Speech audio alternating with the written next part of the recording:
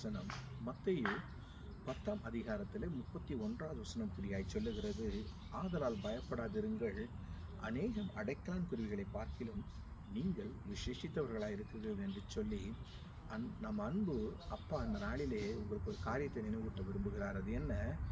அநேக அடைக்கலான் குருவிகளை பார்க்கிலும் நான் ஆசையாய் படைத்த என் அன்பு மனிதர்களாகிய நீங்கள் விசேஷித்தவர்களாக இருக்கிறீர்கள் என்று சொல்லி, இந்த உலக கவலைகள் உங்களை மூழ்கடித்து விடக்கூடாது, இந்த உலக கவலைகள் தேவனுக்கும் நமக்கும் ஒரு பிரிவினை உண்டாக்கிவிடக்கூடாது என்கின்ற அதீத அக்கறையினாலே தேவன் இந்த நாளிலே நம்மளோடு பகிர்ந்து கொள்கிற வார்த்தை என்ன?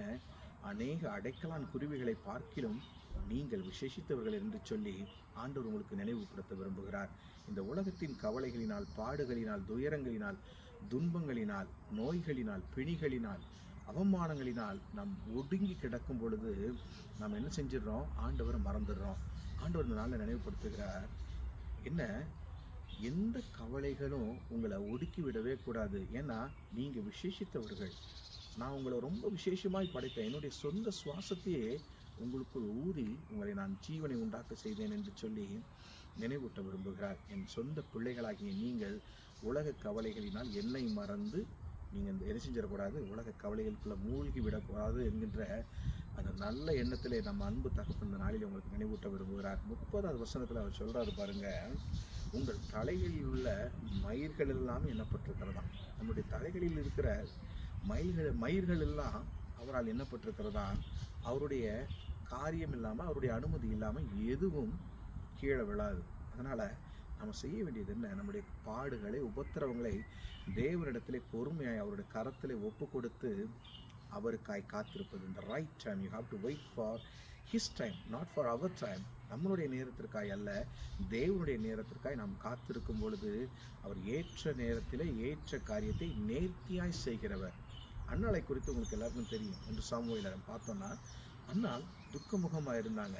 அவங்க அழுது துன்பப்பட்டாங்க, அவங்க அவமானப்படுத்தப்பட்டாங்க.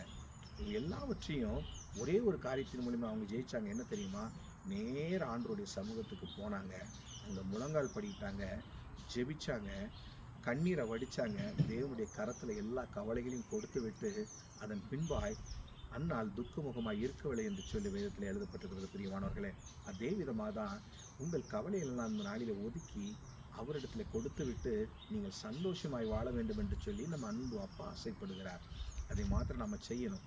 அதை செய்ய நாம் தீர்மானிக்கும் பொழுது நாம் செய்ய வேண்டியது என்ன? அனுதினமும் வேதத்தின் வழியிலே நடந்து அவருடைய வார்த்தைகளை கடைபிடித்து அவருடைய சத்தியத்திலே சத்தியமாய் நடக்கும் பொழுது ஒரு நாள் வரும், அந்த நாளிலே நம்முடைய பாடுகள், துக்கங்கள், துயரங்கள், துன்பங்கள், நோய்கள், பிணிகள், அவமானங்கள் எல்லாம் நீங்கி போகும். பிரியமானவர்களே, அதை தான் நம் அன்பு தகப்பன் இந்த நாளிலே நினைவுபடுத்த விரும்புகிறார்.